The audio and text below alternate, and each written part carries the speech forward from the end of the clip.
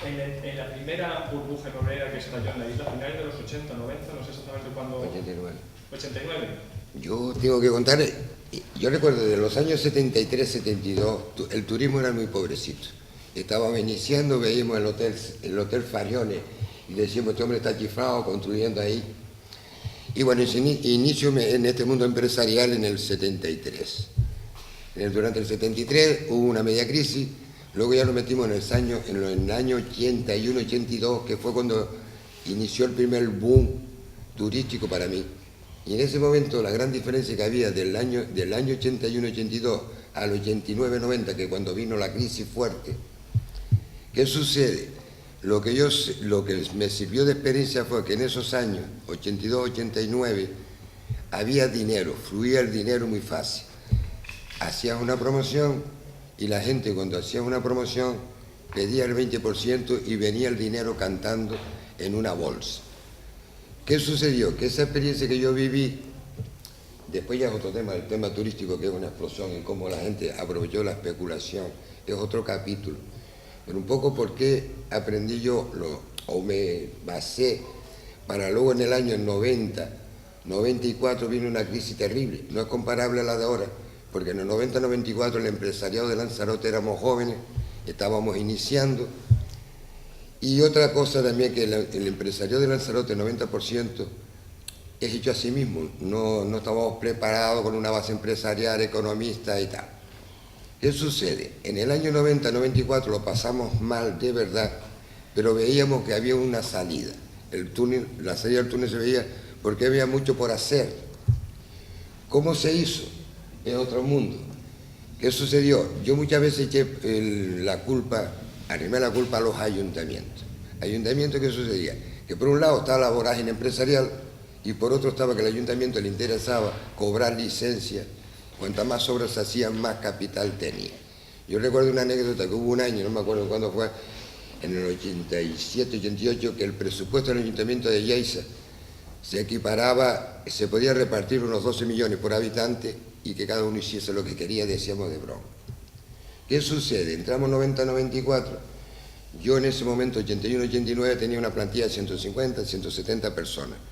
¿Qué sucede? Viene la crisis, y lo que sí aprendo de esa crisis de 90-94, que despegó en el 95, y lo que había vivido anteriormente es que hay dientes de sierra. Observa, a los 4 o 5 años había un bajón, subía y bajaba. ¿Qué sucede? A partir de ahí lo que hago es dar un serruchazo a la empresa. Digo, bueno, yo creo que es preferible tener una empresa limitada a 40 personas máximas que tener una empresa de 150 a 200 personas, dar una calidad extrema y seleccionar, que eso fue un lujo que no sé por qué me permití, de seleccionar el cliente. No ir a hacer chapuza, corriendo, sino de tal. La convivencia en la empresa, si parte de la base de que es un equipo completo, desde el propietario hasta el último, y si logras hacer ese equipo, es lo que he vivido yo, gracias a Dios, que al final lo que logra es una empresa familiar y todos se sienten partícipes de esa empresa. A partir de ahí, 94, hacia adelante, cuando comienza a hacer promociones, lo que ve que no hay dinero, yo lo que observo, digo, he acertado en reducir la empresa y capitalizar en un sentido, porque ya no había dinero. Hacía una promoción y la gente no venía con el 20%. Comienzan los famosos créditos. Y cae en una guerra que últimamente, cuando oímos ya que habían créditos hasta 40 años, yo decía, qué penita, están hipotecando a las familias y a los nietos. ¿Qué más les puedo decir? Que cambió el sistema. Una vorágine impresionante. Al haber vivido tres crisis, lo que tú dices, algo tiene que estallar. Y esto estallará, pero no porque sea divino, sino porque por la propia experiencia que habíamos vivido de la famosa diente de sierra, esto tiene que caer y efectivamente. Era todo muy volátil, no había dinero de verdad. Quien daba el dinero era la banca. Y todo el mundo se hipotecaba, para mí, sin una base, sin un criterio de decir, bueno, yo me hipoteco el 30 al 40% de mis ingresos. ¿Qué sucedió? Que yo llegué a ver que la gente hipotecaba la vivienda para comprarse un coche, hipotecada, en fin, en eso no me meto. Estoy contando un poquito, resumiendo, Y a partir de, por eso surgió de mi sistema. No quiere decir que sea el mejor, sino simplemente apliqué ese sistema. ¿Le dio el resultado? Y ha dado resultado. Claro, Melín lo que representa es que 30 años después eso es un éxito. Pero si luego repasamos al final, que no quiero interrumpir demasiado ahora, veremos que él consiguió que hubiera confianza en todas las relaciones con sus trabajadores y con sus clientes. Y una mera anécdota, cuando su encargado, Melo, se va por última vez del piso de Ana y mío, donde nos hizo una reforma, y por eso yo conozco Yuko, Melo me acaba diciendo, mira, aquí no preguntes más, es muy sencillo. Yo con cualquier cliente de los últimos 30 años que me encuentre en la calle, nos saludamos de mano y nos lo pedimos de mano, yo duermo tranquilo. Eso es confianza, eso es cohesión social, eso es conseguir capital social. Eso es lo que ha fracasado en los últimos años, claro. Don Luis, si me lo permite, sí, Nicolás, que no se notaba muy bien. Sí, puedo hablar un poco. Habla un poco, bueno, Nicolás, de tus decisiones empresariales y de lo que tú recuerdas de César, porque tú ayudaste en César, estuviste en una etapa relacionada con él. Bueno, voy a tratar de resumir un poquito mi trabajo, digamos, con mi aportación profesional a César Manrique. En el año 86, César Manrique sufre una debacle. Hacienda le pone una sanción de 50 millones y me llama, y cuando yo le analizo las cuentas le digo, César, esto está prescrito, aquí no se puede hacer nada. Bueno, ya cogió confianza conmigo y me dice, analízame todas mis cosas. Le veo las cosas y me encuentro con que tiene cerca de 200 millones de pasivos, 200 millones de pesetas, entre lo que debía a Hacienda y lo que debía al Banco de las Islas Canarias. Entonces, la verdad es que para mí fue, al principio no me creía, por supuesto, llamó a todo su equipo y tuve una reunión con ellos y vamos, yo era pues un economista, un judío, vamos, que no veía la realidad y no lo creían. Entonces, tuve la suerte de que vino Pepe Damaso, cogí mi documentación y estaban todos le reuní a todos en la casa de César Manrique, le dije, digo, César, hay que reunir a todo el mundo aquí y yo les pongo mi trabajo y veamos a ver si les convenzo o no. Efectivamente, saqué toda la documentación, lo expliqué y Pepe Damaso pues, fue de los que enseguida se dio cuenta que era verdad, que allí no había, que lo que se debía, se debía. Bueno, el caso es que una vez visto el tema, había que buscarle soluciones. Y ahí fue donde veo la genialidad de César Manrique, el talento de César Manrique. Porque yo le dije, digo, mira, vamos a hacer una serie de cosas que en esto tengo que agradecerle mucho al señor Pérez Parrilla porque fue uno de los activos que había que vender, era el almacén. Yo tuve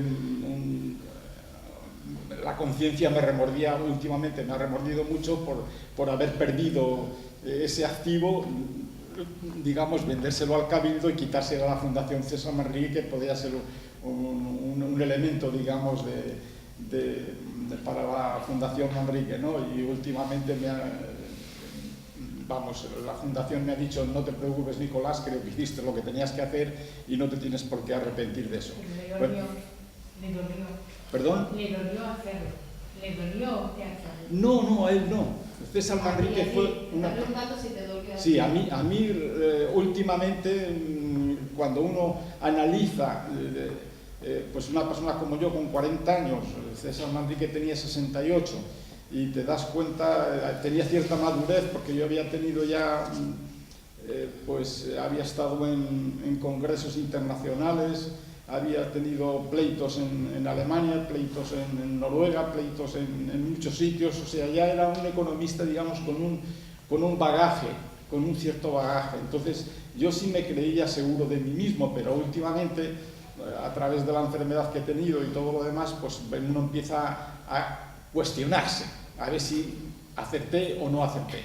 Bueno, el caso, lo que tengo que decir de César Manrique es la genialidad que él tuvo, la credibilidad que tuvo conmigo y otra de las cosas que yo fui un poquitito bárbaro, fui a Alemania, analicé qué vendía, o sea, qué podíamos vender, qué cuadros podíamos vender, y me di cuenta de qué formatos en Alemania se vendían. Y yo no sabía cómo explicárselo. ¿Quién le dice a un artista con una credibilidad internacional como César Manrique tenía en Alemania? Porque cuando íbamos a Alemania, César Manrique no dormía en un hotel, no le permitían dormir en un hotel. Las casas nobles de los alemanes se rifaban para que fuera cada día a una de las casas. Entonces yo sabía quién era César Manrique, porque no lo había conocido aquí solo, lo veía internacionalmente, y no te digo nada en Japón. Era un dios. Japón era Gaudí, era de la misma, equiparado a Gaudí. Aquí tengo los libros donde lo dice exactamente, tengo fotocopias de todo esto, o sea, no engaño a nadie, ¿no? Se publicará en su día y está ahí. Bueno, el caso es que César Manrique, yo le digo, ¿cómo voy a vender cuadros? Efectivamente, tanto el Cabildo como las instituciones de aquí se volcaron y me ayudaron para llegar a esos 200 millones de pesetas, ¿no? Pero tuve lo que más me ha dolido es cómo decirle a César Manrique qué tipo de cuadros había que hacer. O sea, ese era mi problema. Decir, y yo como le digo a un artista que tiene que hacer formatos de 75 por 45 porque esos son los que se venden. O sea, me informé en Alemania y vi que se vendía. Entonces yo no sabía cómo decírselo, y decía, César, necesito 40 cuadros. ¿Cómo? Que necesito 40 cuadros. Bueno, ¿por quién a ustedes creer que todos los días a las 7:30 de la mañana me llamaba para que viera lo que había hecho?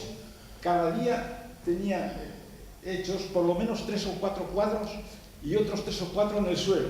Y él quería, a las 7:30 a las 8 de la mañana me llamaba y yo tenía que ir a verlo porque él quería que yo lo viera, porque habíamos prometido, habíamos llegado a un acuerdo que teníamos que hacer 40 cuadros para una exposición, 30 para otra, no sé cuántos para otra. Bueno, el caso es que digo, ¿cómo le hago yo saber a este hombre que me pinte cuadros de 75 por 45, que es lo que se venden, los que más se venden en Alemania?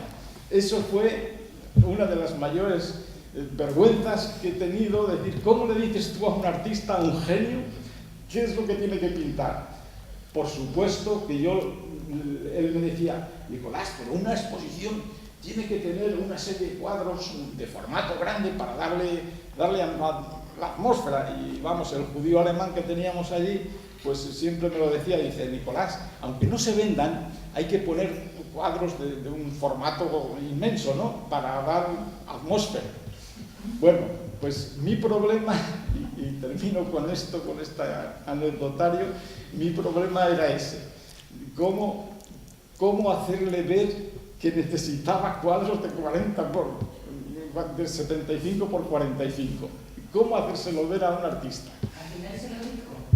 Pues de forma indirecta, digo, mira, Al final lo supo. sí, de forma indirecta, poco a poco le iba diciendo, porque claro, al ver lo que pintaba cada uno, digo, qué bien, mira, esto lo podemos llevar a Heidelberg, mira, esto para Frankfurt y tal. Y o sea, yo de forma indirecta traté de salir del bache porque a mí me avergonzaba.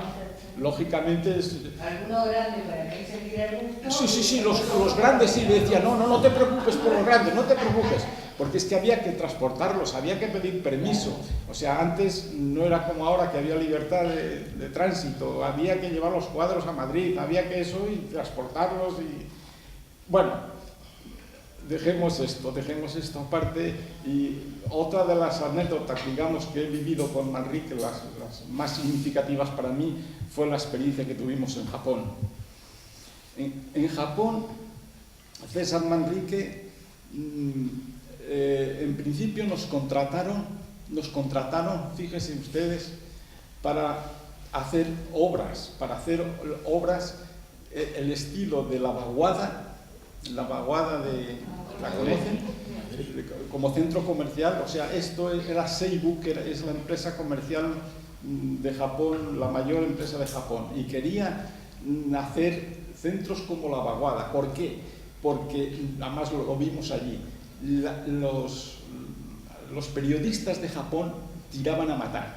O sea, le decían, pero ¿cómo usted, señor Manrique, se atreve a venir aquí a Japón con esta gente que lo masifica todo? Usted que ha hecho la vaguada, que ha hecho esto. Y dice, precisamente para eso estoy aquí, para hacer obras como la vaguada, no obras como las que los centros comerciales de Japón. Había que coger el metro para ir de la terminal de un centro hasta la otra, había que coger un metro, para que vean ustedes qué masificación había. Entonces, por una parte está el concepto de masificación y por otra parte quiero incidir en otro aspecto que es Kioto. En Kioto, César Manrique, realmente le tuve que decir, y ustedes perdonen que diga estas barbaridades, ¿no? Digo, César, ten cuidado que nos oyen, que están los periodistas por todos lados, estábamos viendo Kioto y había un área donde se parecía a lo que él había hecho en la Montaña de Fuego. En la Montaña de Fuego, ¿no ves que hay un redondelito así, que es del área, digamos, zen, de la concepción zen, y decía él, y esas áreas y esos dibujos en el suelo que hacen los japoneses, que él los había hecho también precisamente en las salinas y no están, y ya ha desaparecido de las salinas. Bueno, esos dos conceptos, César Manrique, cuando estaba allí en Kioto, decía, es como si yo lo hubiera hecho ya. Yo le digo, César, por favor, que nos escuchan los periodistas que van a decir estos.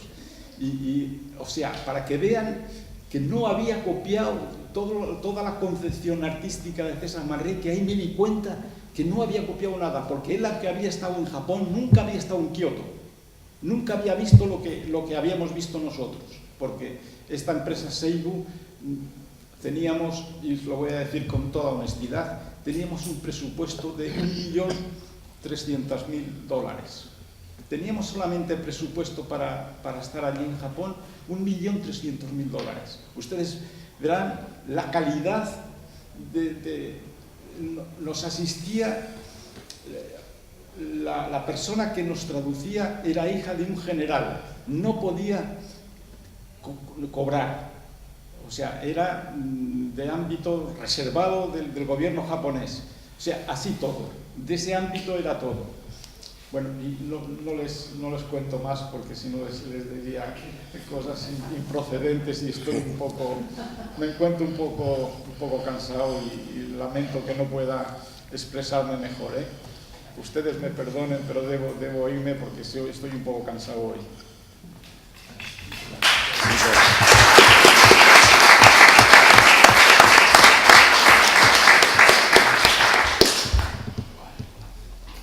Bueno, yo quiero acabar con una anécdota por supuesto, de Nicolás.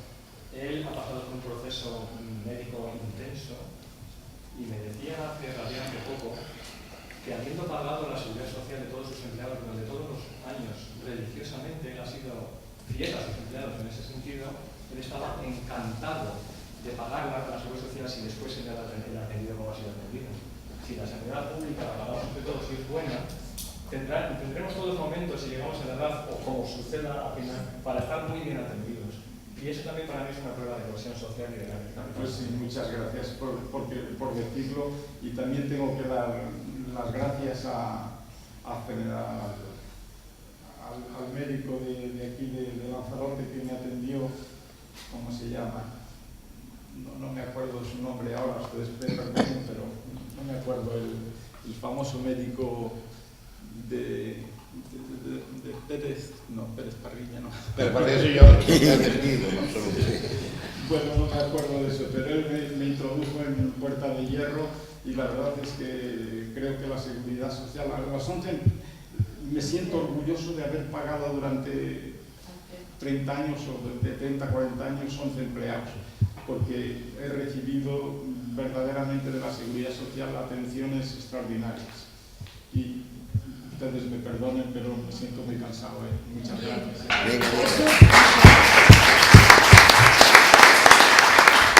Universidad a Distancia de Lanzarote, que es nuestra universidad, agradece enormemente tu presencia aquí, sobre todo en estas circunstancias que has estado.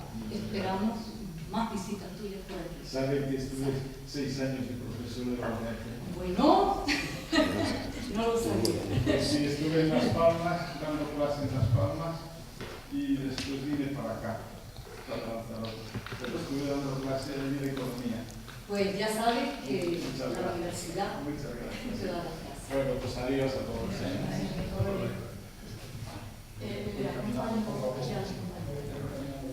Don Luis, por favor, explíquenos cómo trabajaba usted. Ahora con todo el peso que has metido. Sí. Ahora viene lo importante. Usted, el más mayor, cuéntenos, por favor, cómo funcionaban esos equipos que construyeron los centros Si turísticos. me permite empezar desde un principio que llegué al Cabildo para ir caminando y viendo. Bueno, yo entré en el Cabildo el año 60. El día 15 de marzo tomé posesión en el Parque Móvil, que era en la esquina, como decíamos, ¿no? Sí. Y entré con don Domingo Suárez, que era el único técnico que tenía el Cabildo en ese entonces, a enseñarme lo que había y presentarme los peones y la gente que me presentó en un total de 30 personas, entre mecánicos, albañiles, camineros. Bueno, pues de camiones tenía 2, compresores ninguno, solo habían picaretas, no sé si ustedes saben lo que es un pico, marrones y cosas de esas, carretillas de madera, pero así todo empezamos a organizarnos, a trabajar, y mi primer trabajo fue ir a Famara a ver las galerías. Se estaban abriendo galerías, así, perforando la montaña, buscando agua, y solamente daba a la galería 350 toneladas para toda Lanzarote. Se empezó a trabajar en otras galerías que se hicieron nuevos, donde nos iba indicando pues don Jorge Morales, que era el ingeniero de minas que el Cabildo tenía para encaminar ese personal. Bueno, pues conseguimos como máximo 600 toneladas. Gracias a la potabilizadora estamos como estamos. Fue aumentándose el equipo, que ya llegaba a 50 hombres, entonces se empezó con la primera carretera turística. Era del pueblito de Ye, por el acantilado hasta la batería del río. ¿Conocen Ye, no? Bueno, se hizo eso, y les voy a decir que Lanzarote no tenía nada más que 3 trozos de carretera asfaltada. De Arrecife a Tías, de Arrecife Mosaga, de Arrecife a Nazaret, y de Arrecife de Arrecife, de Taíche a Aría, todo era de tierra. Todas las carreteras del Cabildo, que eran caminos vecinales, todo tierra, no había nada asfaltado. Pues se empezó a asfaltar en la carretera de los Mármoles, tramo desde las 4 esquinas, como decíamos nosotros, hasta la curva que está al final, antes de llegar a la factoría aquella que hay ahí. Pues 3 kilómetros no llega. Pues se organizó entonces como debe ser, porque había proyectos que se perdía el presupuesto porque no se presentaba ninguna empresa constructora a realizar esos trabajos. Entonces don José Ramírez, presidente, me dijo: Luis, usted se compromete a hacer un equipo que se pueda asfaltar y que este dinero no se lo vaya de Lanzarote. Dijo: hombre, eso es lo mío que hago en el ayuntamiento de Arrecife, pues asfaltar calles con mi padre y hacer obras. Pues se organizó y empezamos a asfaltar en Arrieta como primer tramo, de Arrieta a Arrecife. Y así seguimos asfaltando hasta terminar todos los caminos vecinales de la isla. Se hizo de la que va a Playa Blanca, todo. Bueno, que no había nada, solo se asfaltó, no había nada más que esos trozos. Asfaltamos trozos y al final terminamos haciendo hasta 1850 metros lineal donde aterrizan los aviones hoy. Con el equipito que teníamos, casi artesanal. Pero lo que sí quiero que sepa todo, que era un equipo que llegó a 300 personas, pero que todos eran unos elementos muy buenos. Trabajaban entusiasmados con lo que se iba viendo, porque además César nos inyectaba esa moral. Nos inyectaba esa moral porque llegaba, por ejemplo, una carretera que nosotros en la Montaña de Fuego hicimos todas esas carreteras, y una de las cosas que yo tenía siempre era que la carretera tenía que quedar en ese paisaje como si cogiéramos una alfombra y la tendiéramos por todo el paisaje para no ensuciar los laterales. Y después teníamos a César, claro, teníamos César, que era el que nos iba mentalizando. Incluso aprendimos a trazar una carretera en la Montaña de Fuego como turística, no hacerlo recto. Y le voy a explicar el por qué César siempre insistía en que una recta se cargaba al paisaje. Y tenía toda la razón del mundo. Vamos a suponer que hacemos una carretera de Arrecife a San Bartolomé y se pierde la vista. Entre las montañas, ¿qué hace esa carretera? Pues dividir el paisaje en dos, ¿no? Entonces eso también lo mentalizamos, hicimos la carretera de los Hervideros. Estoy esquematizando todo lo que tenía que decirle, porque si no, no terminamos nunca aquí.